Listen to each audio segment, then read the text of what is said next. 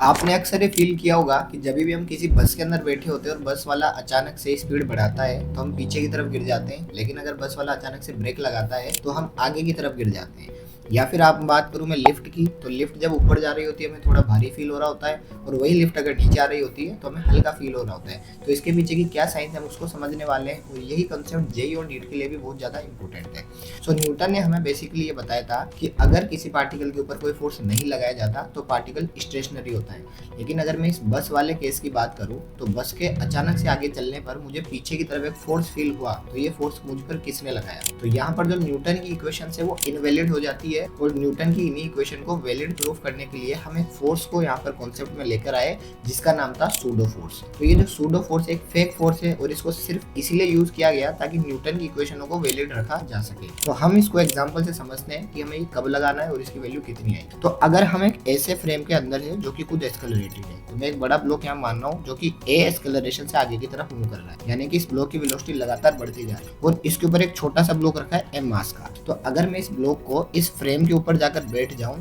और फिर देखूं तो मुझे ये ब्लॉक पीछे की तरफ जाता हुआ दिखेगा। अब ये पीछे क्यों जा रहा है? क्योंकि इसके ऊपर अप्लाई हो चुका है सूडो फोर्स, और ये तभी हमें यूज करना है जब हम एक ऐसे सिस्टम पर जाकर बैठ जाए जो कि खुद क्या हो, एक्सेलरेटेड हो। अब इस सूडो फोर्स की वैल्यू की बात करें तो वो निकल के आती है कि mass of the block into acceleration of the system, यानी उस ब्लॉक के मास को उस सिस्टम के एक्सेलरेशन से मैं मल्टीप्लाई कर दूं तो F बराबर ma सूडो फोर्स की वैल्यू आ जाती है। और इस सूडो फोर्स की जो डायरेक्शन होगी वो हमेशा एक्चुअल डायरेक्शन के अपोजिट होगी, यानी अगर मेरा फ्रेम आगे की तरफ जा रहा है तो सूडो फोर्स इस ब्लॉक को पीछे की तरफ फील हो रहा होगा। और यही रीजन है हमारे पास लिफ्ट का कि जब लिफ्ट ऊपर जा रही होती है तो नीचे की तरफ मुझे एक सूडो फोर्स फील होता है ma, और नीचे मेरा वेट लग रहा होता है mg, तो नेट वेट मेरा बढ़ जाता है। लेकिन वही लिफ्ट अगर नीचे जा रही होती है तो सूडो फोर्स मुझे ऊपर की तरफ फील होता है, लेकिन वेट मेरा अभी भी नीचे लग रहा होता है, तो नेट वेट जो होता है वो mg माइनस ma, यानी नेट वेट मेरा घट जाता है। तो ये ध्यान रखना, सूडो फोर्स एक फेक फोर्स है और इसे सिर्फ इसलिए यूज किया जाता है ताकि न्यूटन की इक्वेशंस को वैलिड रखा जा सके।